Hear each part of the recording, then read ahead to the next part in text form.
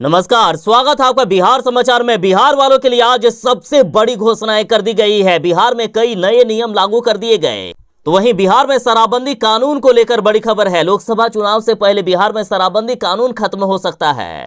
तो इधर तेजस्वी यादव ने भी बड़ी घोषणा कर दी है। तेजस्वी यादव ने नीतीश कुमार जी की सरकार को गिराने का ऐलान कर दिया। तो इधर बिहार बोर्ड के मैट्रिक और इंटर के रिजल्ट को लेकर बड़ी खबर है।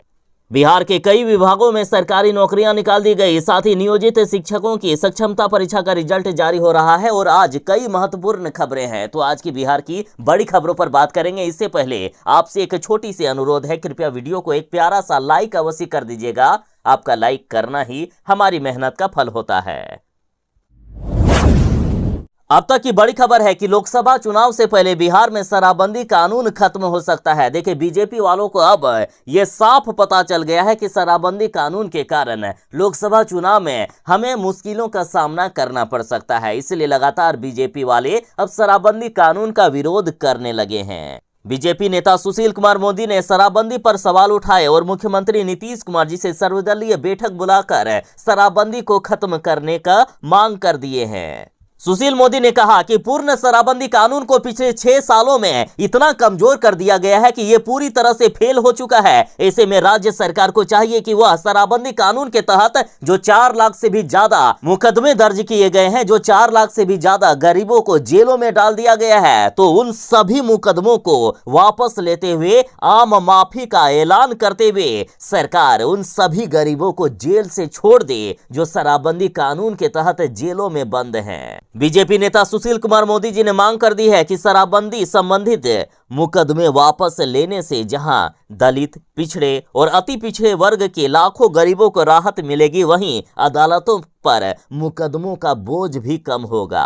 और सबसे खास बात कि शराबखोरी के चलते जो लोग पहली बार जेल गए हैं उन्हें तो तुरंत रिहा कर देना चाहिए, क्योंकि बीजेपी वाले भी अब समझ चुके हैं कि 4 लाख परिवार कम नहीं होते हैं। 4 लाख लोग जो गरीब हैं जेलों में बंद हैं और उनके परिवारों की संख्या कितनी होगी सोचिए। और इतने यदि लोगों को जेलों से रिहा कर दिया जाए तो बीजेपी के लिए कितने बड़ा वोट बैंक तैयार हो जाएगा। इसलिए शराबबंदी कानून को भी खत्म करने की मांगे की जा रही है और जो लोग जेलों में बंद हैं उनको छोड़ने की भी मांग अब तेज कर दी गई है।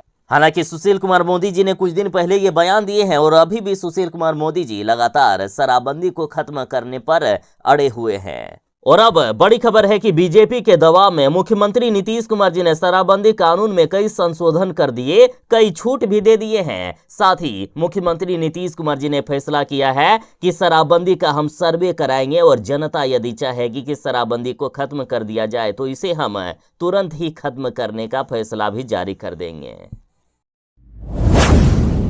बिहार वालों के लिए जरूरी सूचना, बिहार में यदि आप अपने पुश्तैनी जमीन को यानी अपने ही जमीन को बेचना चाहते हैं तो अब नियम में बदलाव कर दिया गया है। कुछ दिन पहले ही पुश्तैनी जमीन को बेचने के लिए नए नियम लागू किए गए थे और अब फिर से नियमों में बदलाव कर दिया गया। देखिए, बिहार में यदि आप अपनी पुश्तैनी जमीन को बेचना चाहते हैं तो उस जमीन को पहले अपने नाम पर करवाना होगा। यानी पहले जिस तरह से अपने पिताजी के नाम पर या दादाजी के नाम पर जमीन को आप बेच देते थे, तो अब ऐसा नहीं होगा। पहले पारिवारिक बंटवारा करना होगा, यानी अपने हिस्से की जमीन अपने नाम पर कोर्ट के द्वारा करवानी होगी। उसके बाद ही उस जमीन को आप बेच सकेंगे। अब नए नियम के अनुसार पुश्तैनी जमीन को बेचने से पहले पारिवारिक बंटवारा कर जमीन का दाखिल खारिज करवाना होगा। नए प्रावधान में दाखिल खारिज रसीद पर बेचने वाली जमीन का नया और पुराना खाता और खेसरा नंबर जरूरी है। दोनों खाता और खेसरा नंबर नहीं रहने पर निबंधन नहीं होगा।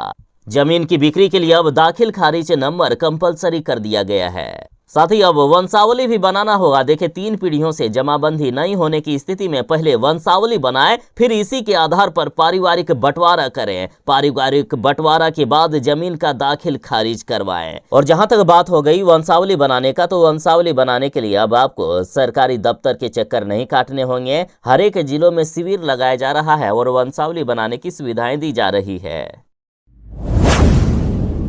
बिहार के बिजली उपभोक्ताओं के लिए बड़ी खबर है। होली से ही अब महाअभियान की शुरुआत हो गई है बिहार में। बिहार के बिजली उपभोक्ताओं के घर घर जाएंगे अब बिजली विभाग के अधिकारी और इंजीनियर, और अब सीधा कनेक्शन का जांच किया जाएगा कि कहीं बिजली के कनेक्शन में छेड़छाड़ करके बिजली की तो चोरी नहीं हो रही है ना। देखिए, लगातार बिजली विभाग को यह शिकायत आ रही है कि कई लोगों के घरों पर काफी ज्यादा उपकरण लगे रहते हैं, जैसे फ्रिज, पंखा, हीटर, कूलर आदि, फिर भी बिजली का बिल मात्र 20 से 25 यूनिट तक आता है। तो आखिर ये संभव कैसे है? जरूर ही कनेक्शन के साथ छेड़छाड़ किया गया होगा या क्रॉस कनेक्शन करके ये बड़े उपकरण चलाए जाते होंगे, और अब इसकी जांच की जाएगी। सीधा अब मीटर की जांच नहीं बल्कि पूरा कनेक्शन जांचा जाएगा कि कहीं तो छेड़छाड़ नहीं हुआ है ना। देखिए, बिजली विभाग ने अब हर घर दस्तक देने का प्लान तैयार कर लिया है और इसी सप्ताह से विभागीय टीम अब हर घर दस्तक देगी और खपत की जांच करेगी। बिजली विभाग ने बताया कि अब टीम मोहल्ले की एक एक घर की पड़ताल करेगी, परिसरों में लगे मीटर, उसकी क्षमता और लोड की जांच की जाएगी। खास करके वैसे घरों पर प्राथमिकता दी जाएगी जहां काफी ज्यादा उपकरण लगे हुए हैं या 2 या 3 मंजिला है और खपत मात्र 50 से 60 यूनिट तक आता है। तो वैसे लोग जिन्होंने बिजली के जो कनेक्शन होता है उसके साथ छेड़छाड़ किए हुए हैं तो सावधान हो जाएं। बिजली विभाग अब घर घर जाकर जांच करेगी। बिहार बोर्ड का रिजल्ट जारी हो गया है। बिहार बोर्ड के रिजल्ट में इस बार बिहार के बेटे और बेटियों ने कमाल करके दिखा दिया है। मजदूर का बेटा वरुण बना साइंस में सेकंड टॉपर, किसान के बेटे धर्मवीर को राज्य में 5वां स्थान मिला। तो वहीं ई रिक्शा चलाने वाली बेटी ने कॉमर्स में लाया 5वां स्थान।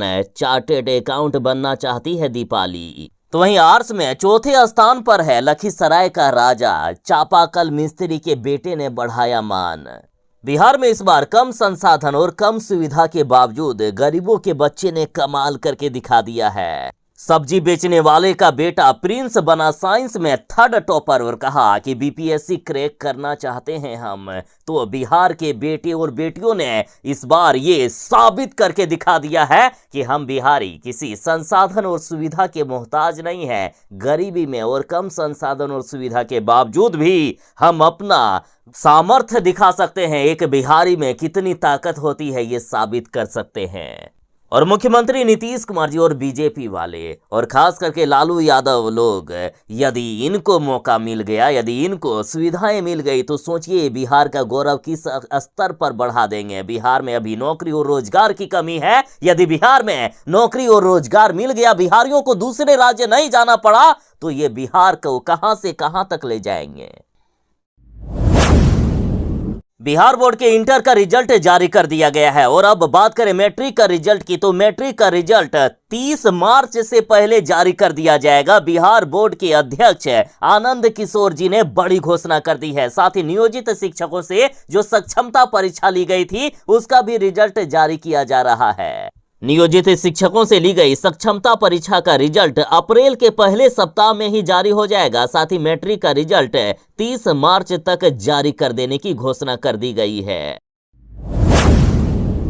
बिहार बोर्ड के इंटर का रिजल्ट जारी कर दिया गया है। साथ ही यदि 10वीं के रिजल्ट की बात करें तो 10वीं का रिजल्ट भी 30 मार्च से पहले जारी कर दिया जाएगा। और यदि 12वीं के स्क्रूटनी और कंपार्टमेंटल परीक्षा की बात करें तो इसके लिए भी डेट का निर्धारण कर दिया गया है।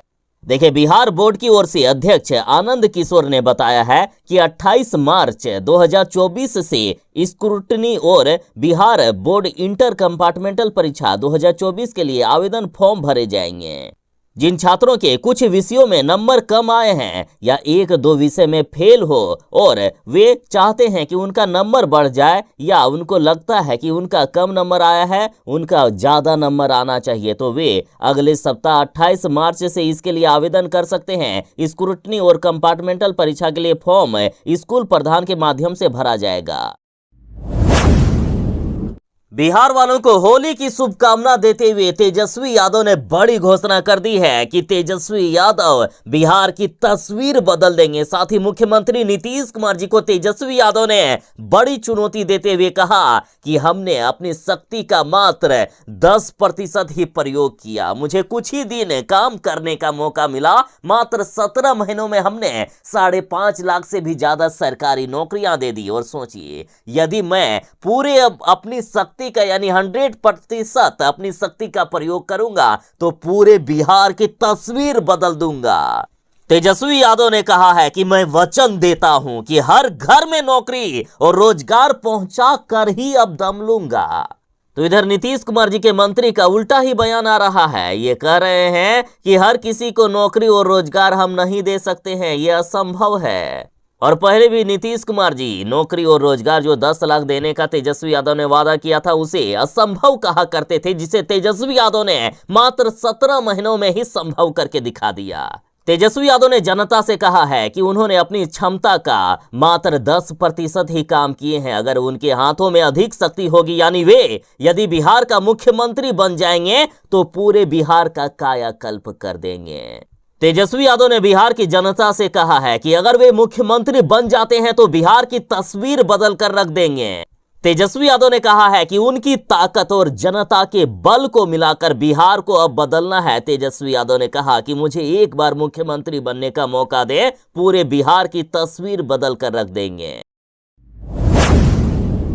बिहार वालों के लिए बड़ी खबर, बिना हेलमेट बाइक चलाने वाले सावधान हो जाएं। पटना की सफलता के बाद अब बिहार के सभी 38 जिलों में सीसीटीवी फुटेज के आधार पर कटेगा चालान। बिहार के सभी 38 जिलों में अब कैमरे लगाए जाएंगे। जिस तरह से पटना में बिना हेलमेट बाइक चलाने वाले या ट्रैफिक नियम का उल्लंघन करने वालों के खिलाफ चालान काटा जाता है, वैसा ही अब बिहार के सभी जिलों में लागू होने वाला है। देखिए, राजधानी पटना में मिली सफलता के बाद अब सरकार ने तमाम जिलों को भी सीसीटीवी से लैस करने का फैसला किया है। परिवहन सचिव संजय कुमार अग्रवाल ने बताया है कि सीसीटीवी की मॉनिटरिंग से यातायात उल्लंघनकर्ताओं पर नजर रखी जा सकेगी, साथ ही अपराध और अन्य घटनाओं को भी नियंत्रित किया जा सकता है। बिहार बोर्ड के 12वीं का रिजल्ट जारी हो गया है। सिवान के मृत्युंजय कुमार साइंस के टॉपर बने हैं।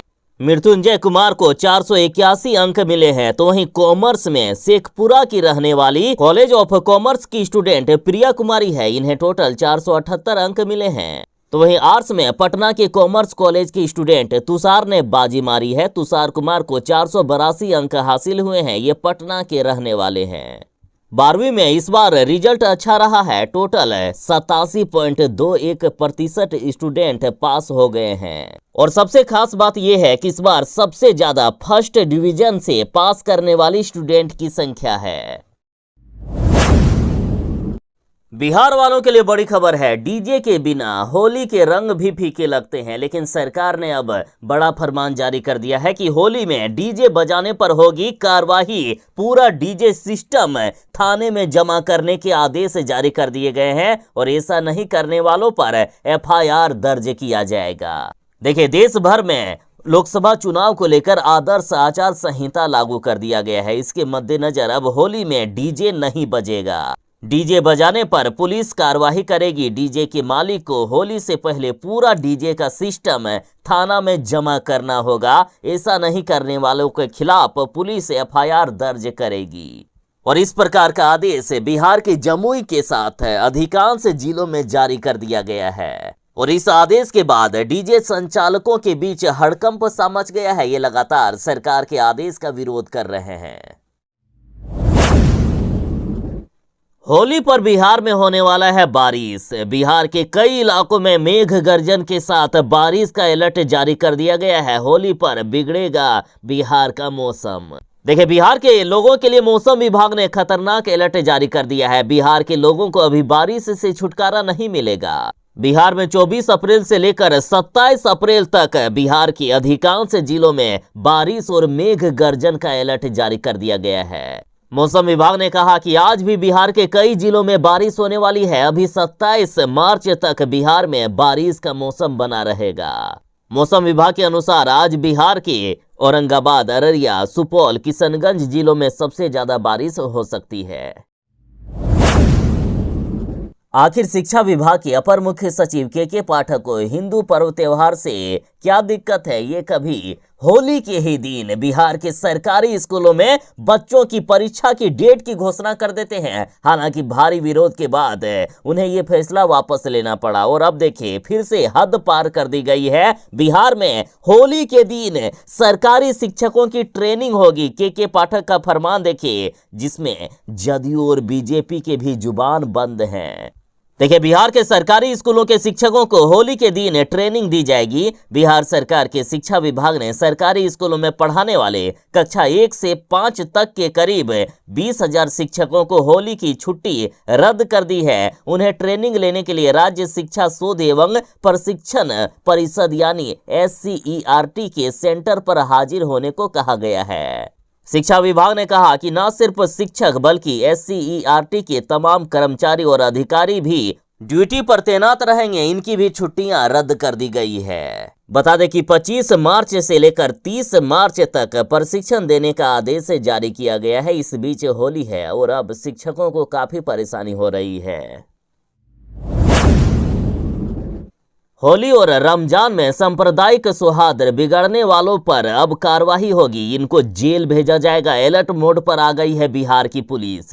होली के दिन सड़कों पर हुड़दंग मचाने वालों की अब खैर नहीं। पटना के साथ बिहार के अधिकांश जिलों में पुलिस बल को तैनात कर दिया गया। साथ ही पुलिस विभाग ने कहा है कि होली के त्योहार और रमजान को देखते हुए किसी भी तरह का बर्दाश्त नहीं किया जाएगा उपद्रव। होली के दिन बिहार के जिलों में पुलिस बल तैनात रहेंगे। किसी तरह की हुड़दंग बर्दाश्त नहीं की जाएगी। लोगों से अपील की गई है कि किसी तरह की अफवाह पर भी ध्यान ना दें। लोकसभा चुनाव से पहले मुख्यमंत्री नीतीश कुमार जी को बड़ा झटका लगा है। मुख्यमंत्री नीतीश कुमार जी जो लगातार बिहार की जनता को झटका देते हैं, कब किधर पलटी मार दे, कब कौन सी पार्टी के साथ चले जाए, किनकी सरकार बना दे, कोई भी गारंटी नीतीश कुमार जी की नहीं है। और अब खुद मुख्यमंत्री नीतीश कुमार जी को 440 वोल्ट का झटका लग गया। देखिए, रुपोली विधायक वीमा भारती ने इस्तीफा दे दिया है। राजद की टिकट पर ये पूर्णिया से चुनाव लड़ेगी। जदयू से इस्तीफे के बाद वीमा भारती RJD में शामिल हो गई। तेजस्वी यादव ने दिलाई इनको पार्टी की सदस्यता। अब यहाँ सबसे बड़ा दिक्कत ये है कि पप्पू यादव, जिन्होंने कांग्रेस का दामन थाम लिया है, पप्पू यादव ने अपनी पार्टी का विलय कांग्रेस में कर दिया, इसलिए ताकि वे पूर्णिया से चुनाव लड़ सके। लेकिन राजद ने वीमा भारती को पूर्णिया की टिकट दे दी। इससे पप्पू यादव को भी बड़ा झटका लगा। देखिए, पप्पू यादव ने अपने जन अधिकार पार्टी का कांग्रेस में विलय कर दिया है ताकि वे पूर्णिया से चुनाव लड़ सके। लेकिन इधर लालू यादव ने पूर्णिया की सीट कांग्रेस को देने से साफ इंकार कर दिया है। कहा है कि किसी भी कीमत पर पप्पू यादव के लिए, कांग्रेस के लिए हम सीट नहीं छोड़ेंगे। राष्ट्रीय जनता दल ने पप्पू यादव के लिए कोई भी सीट छोड़ने से साफ इंकार कर दिया है। कांग्रेस को लालू यादव ने खरा जवाब दे दिया।